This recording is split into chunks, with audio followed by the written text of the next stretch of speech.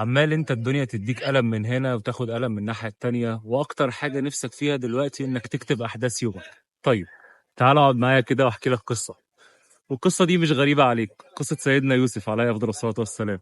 اخواته كانوا بيكرهوه، عايزين ينهوا حياته، وكمان عايزينه يبعدوه عن اكتر شخص بيحبه ومصدر الامان ليه، هو ابوه. سيدنا يوسف لو كان في ايديه الاختيار كان هيختار اللي اخواته ما يكرهوهوش وما يأذوهوش، وده الاختيار البشري بتاعنا. لكن لما ربنا اختار له حاجة، اختار له اللي هو يكون عزيز مصر وماسك أكبر دولة في العالم ساعتها، وما زالت لحد دلوقتي أكبر دولة. فالنقطة هنا دايما اطمن، اللي مخلق لك كل حاجة حواليك وكاتب لك كل أحداث يومك حن عليك من نفسك، من أبوك وأمك، من أي حد تاني.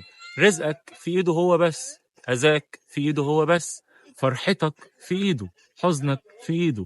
فلما تعوز حاجة ما تطلبهاش غير منه هو، وما تخافش غير منه هو. لما قلبك يصفى للنقطة دي، صدقني لو اجتمع الناس اللي في السماء وفي الأرض عشان يضروك مش هيمسوك. لكن لما قلبك يكون بعيد، هتكون عرضة لشياطين الإنس وشياطين الجن.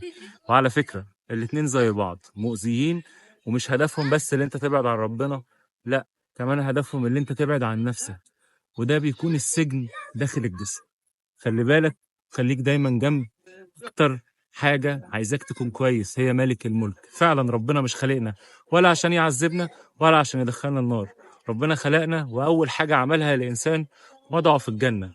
أنا وإنت مكاننا الجنة، بس كل اللي احنا محتاجينه اللي احنا نآمن بربك أكتر ونقرب له أكتر وأكتر.